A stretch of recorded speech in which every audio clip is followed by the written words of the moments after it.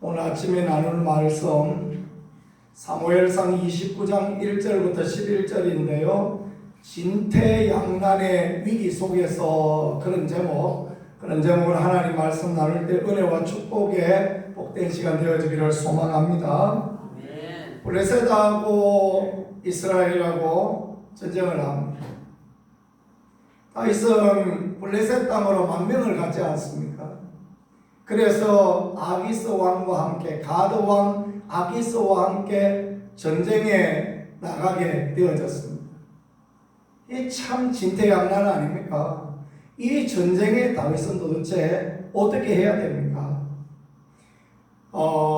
블레셋 편을 들어서 블레셋의 용맹한 장수가 되면 민족의 반역자가 되어질 것이고, 또 이스라엘 편을 들자니 이스라엘은 자기 죽이려는 사람들로 가득한데 이래도 어떡하지 못하고 저래도 어찌 못하던 그런 위기 가운데 다윗이 처하게 되었던 그런 상황이 오늘 말씀이 되어지겠습니다. 우리가 살다 보면 이래도 못하고 저래도 못하고 이게 참 어쩌지 못할 그런 위기가 놓일 때가 있는 거 아니겠습니까? 이럴 때 우리는 어떤 선택을 합니까? 이런 위기 가운데 다윗은 무엇을 하였을까? 그렇게 생각해 봤을 때요, 이 위기 가운데 다윗이 기도하지 않았을까? 그런 것들을 생각해 봅니다. 우리가 이런 위기 당하면 어떻게 막 속으로 하나님 앞에 급전을 때리잖아요. 하나님 이거 어떻게 해요? 하나님이 나 감당할 수 없어요. 이거 도대체 내가 이 블레셋의 장군이 되어야 되는 겁니까? 이스라엘을 위하여 싸워야 되는 겁니까? 하나님 도와주세요. 하나님이 안 도와주시면 나 이거 피하지 못합니다. 그런 기도 하나님 앞에 드리지 않겠습니까? 아기스 앞에 처음 갔을 때 아기스의 사람들이 거기가 가드 땅입니다. 블레셋은 5지파로 연결되어 이어져 있었는데 그 가드 땅 거기가 골리앗이 살던 그 땅이에요. 그러니까 그 사람들이 알아보고 이는 이스라엘 왕 다윗이 아니냐, 사울이 죽인 자가 천천이고 다윗이 죽인 자는 만만이라는 그 다윗인데 아니 도대체 그 다윗이 왜 왔느냐. 그러니까 막 그럴 때 미친 척하고 막 침을 흘리고 발을 어거적거리고 그럴 때 그러면서 속으로 기도했지 않겠습니까? 아이고 하나님이 큰일 났습니다. 이거 왜 합니까? 하면서 막 하나님 앞에 기도하지 않았겠습니까? 이 전쟁의 상황이 이 오늘 상황이 마찬가지였다라고 이해할 수 있는 것입니다. 진퇴양난에 어떻게 할 수 없는 상황 가운데 믿음의 기도를 드렸던 우리 믿음의 선배들이 얼마나 많습니까? 히스기야가 그런 사람 아닙니까? 히스기야가 아수르 왕이 쳐들어왔을 때 예루살렘만 남기고 전부 다 빼앗겨버리고 그럴 때 하나님 앞에 기도를 드립니다. 하나님 어떡합니까? 하나님이 안 도와주시면 우리는 아무 힘도 아무 능력도 없습니다. 그러면서 벽을 향하여 기도하고 성전에 올라가서 기도하고 그럴 때 하나님이 어떻게 하십니까? 놀라운 은혜 가운데 하나님이 막 역사하시고 인도하시고 그랬던 것을 우리는 볼 수 있는 거 아닙니까? 오늘 성경은 그런 부분을 말씀하고 있지 않았지만 믿음의 사람 다윗이라면 당연히 이럴 때 하나님 앞에 전보를 때리지 않았을까? 그런 생각들을 문득 해봅니다. 우리 믿음의 삶을 살아갈 때요, 정말 중요한 게 어렵고 힘들 때 내 힘 의지하지 말고 하나님 의지하고 하나님 도우심을 구하고 하나님의 능력과 은혜를 구하는 것이 얼마나 귀할까라는 것을 문득 생각해보게 하는 그런 부분 아닐까 싶습니다. 삶의 진퇴양난의 위기를 겪을 때 어떻게 해야 될지를 모를 때 나는 갈 길 모르니 주여 인도하소서 그런 믿음의 고백을 하나님 앞에 드리고 살아계신 하나님의 영광과 은혜를 보는 저와 우리 모든 성도님들 되어질 수 있기를 우리 주 예수님 이름으로 간절히 축복합니다. 그게 귀합니다.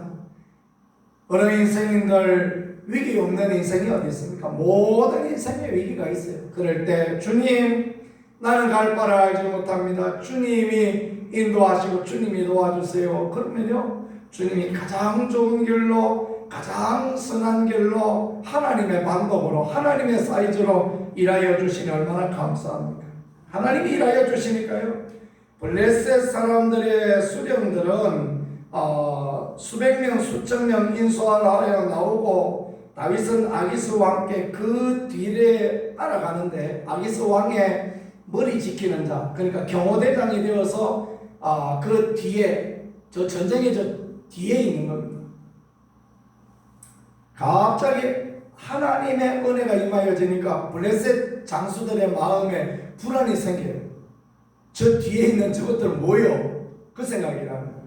앞에 이스라엘 사람들이 이스라엘 평야했고 저 뒤에 있는 다윗 저거 갑자기 마음이 변해서 뒤에서 치고 오면 어떡하나 그 생각이 되는 거죠. 아기스는 이 가드왕 아기스는 든든하여서 아이고 다윗이 나의 부하 장수가 되어서 나 든든하다. 골리앗을 죽인 다윗이 나한테 왕명에 왔으니 내가 얼마나 이제 든든하냐 하고 게임 딱 오는데 다른 사람 생각은 다른 겁니다. 저것이 돌변해가지고 뒤에서 쳐들어오면 우리 어떻게 되겠느냐. 그러면서 퍼뜩 생각난 게 뭐냐 하면 사울이 죽인 자는 천천히고 다윗이 죽인 자는 만만이라는 그 노래가 생각이 나는 거예요. 그 노래 누가 불렀습니까? 이스라엘 여인들이 불렀지 않습니까? 블레셋 사람들이 그런 거 들어보기나 했겠습니까? 그런데 갑자기 그게 생각이 나요. 그 언제 있었던 이야기입니까? 벌써 10년 전의 이야기예요.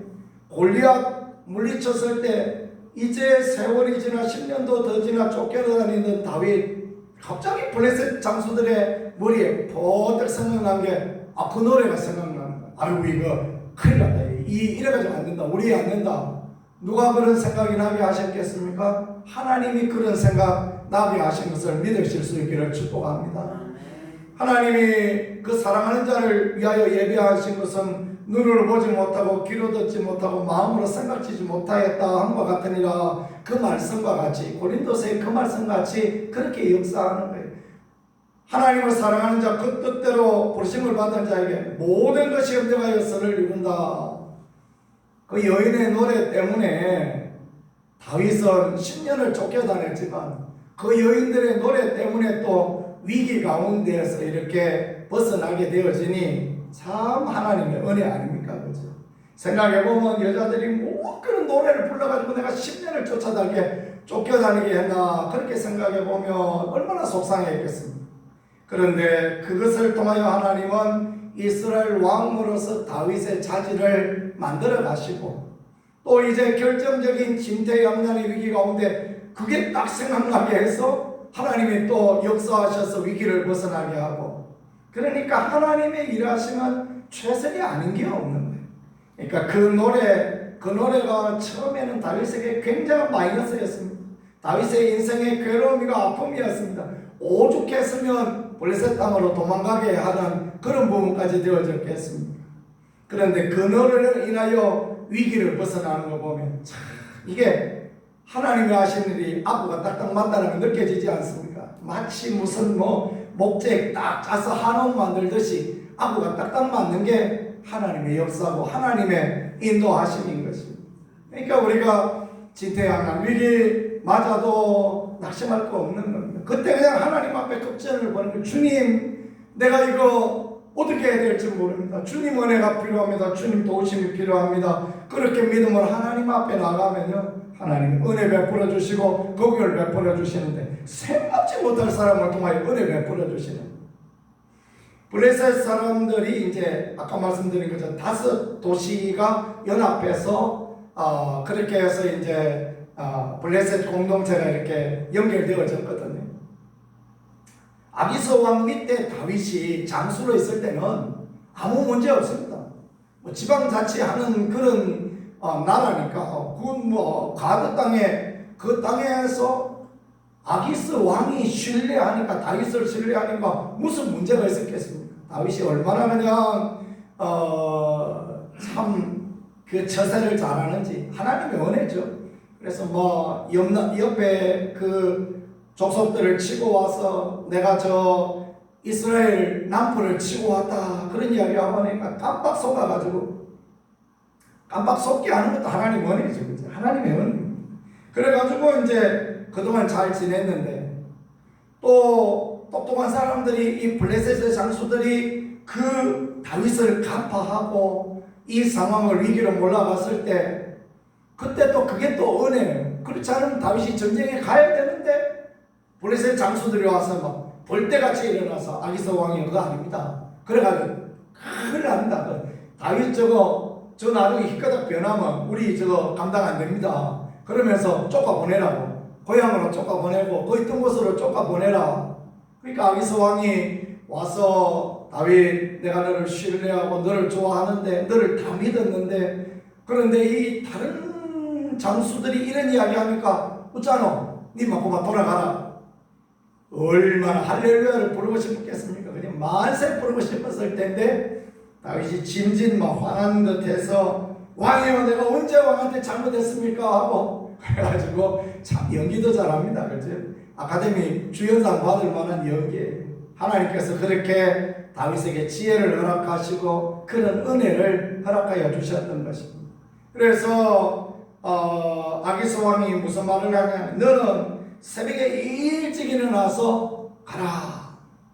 이 성경은 뭐 말합니까? 다윗이 아침에 일찍 일어났다. 그래서 이 이스라엘 사람들의 새벽과 아침은 좀 개념이 다르거든요. 우리도 새벽하고 아침하고 다른 거 아닙니까? 그렇죠? 새벽에 일어나서 뭐 아무도 안 볼 때도 얼른 가거라 그러는데 다윗이 마치 가고 싶지 않은 듯 새벽에 어두울 때 안 가고 아침에 환할 때 기다렸다가 환할 때 가자 이렇게 얘기해서 떠나가는 모습, 참 이런 모습은 하나님의 은혜가 얼마나 귀한 것인가라는 것을 보게 되는 그런 부분인 것입니다. 인생일 때 진퇴양난의 위기를 맞이하는 그런 순간에 그 순간에도 하나님 의지하고 그 순간에도 하나님 도우심 의지하고 그 순간에도 주의 그 은혜를 기억함으로 주님 앞에 기도드림으로 살아계신 하나님 은혜로우신 그 하나님을 경험하는 우리들 하나님의 축복을 경험하는 복된 인생들 되어질 수 있기를 우리 구세주 예수 그리스도 이름으로 간절히 축복합니다. 기도하겠습니다. 우리 같이 하나님 앞에 오늘 통성을 하면 기도하겠습니다. 하나님 위기 가운데도 힘든 일 가운데도 하나님 의지하는 우리가 되어지고 믿음을 하나님께 달려가는 우리가 되어지며 살아계신 하나님의 영광을 보는 하나님 앞에 온전히 붙들리는 그런 저희가 되게 하시고 은혜의 주님을 경험하는 우리가 되게 하여 주옵소서.